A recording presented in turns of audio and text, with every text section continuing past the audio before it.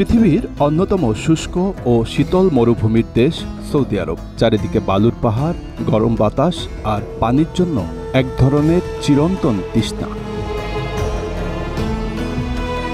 তবে প্রশ্ন হচ্ছে, এই শুষ্ক ভূমিতে কোটি কোটি মানুষ কিভাবে প্রতিদিন পানি পাচ্ছে?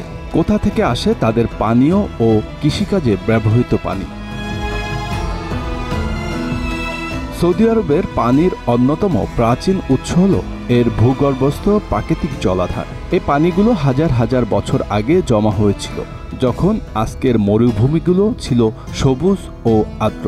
এই ভূগর্ভস্থ পানি ফসিল ওয়াটার বা জীবাশ্ম পানি নামে পরিচিত। এই পানির উৎস মূলত গভীর টিউবওয়েল বা বোরহোলের মাধ্যমে উত্তোলিত হয়। তবে এটি একবার ব্যবহার করার পর পুনরায় পূরণ হয় না, তাই এটি টেকসই নয়।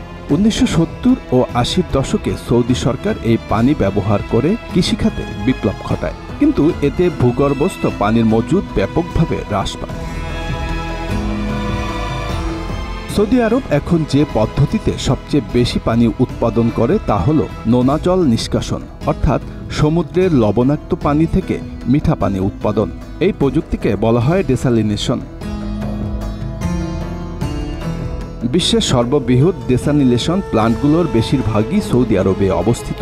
দেশটির সমুদ্র উপকূল, বিশেষ করে পারস্য উপসাগর এবং লোহিত সাগরের তীরে এই ধরনের বহু প্লান্ট রয়েছে। এই প্লান্টগুলোতে দুইভাবে কাজ করা হয়। একটি হলো থার্মাল, অর্থাৎ তাপ প্রয়োগের মাধ্যমে বাষ্পে রূপান্তর করে লবণ বাদ দিয়ে পানি আহরণ, এবং অপরটি হলো রিভার্স অসমোসিস প্রযুক্তি, যেখানে উচ্চচাপে পানি ফিল্টার করে মিঠা করা হয়। এই পানি ব্যবহৃত হয় বাসাবাড়ি, কলকারখানা এবং নগর ব্যবস্থাপনায়। যেহেতু ভূগর্ভস্থ পানি ক্ষীণ হয়ে আসছে এবং ডেসালিনেশন অনেক ব্যয়বহুল, সৌদি আরব এখন বিকল্প উৎস খুঁজছে। দেশের বিভিন্ন স্থানে ওয়াটার রিসাইক্লিং প্রকল্প চালু করা হয়েছে, যার মাধ্যমে ব্যবহৃত পানি পরিশোধন করে পুনরায় ব্যবহার করা হচ্ছে কৃষিকাজ ও শিল্প খাতে।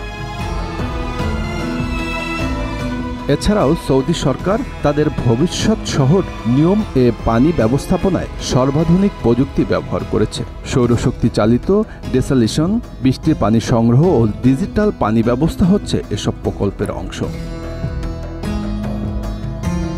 ডেসালিনেশন প্লান্টগুলো প্রতিদিন কোটি কোটি লিটার পানি সরবরাহ করলেও এর একটি বড় সমস্যা রয়েছে, পরিবেশ দূষণ। লবণ বাদ দেওয়ার পর যেসব পদার্থ সমুদ্রে ফেলে দেওয়া হয় তা সামুদ্রিক জীববৈচিত্র্যকে হুমকির মুখে ফেলছে। এছাড়া বিদ্যুৎ চালিত এই প্লান্টগুলো অনেক খরচ সাপেক্ষ। এছাড়াও দেশটিতে ড্রেনেজ ও নর্দমার পানি পরিশোধন করে পুনরায় কৃষি ও শিল্পে ব্যবহৃত করে।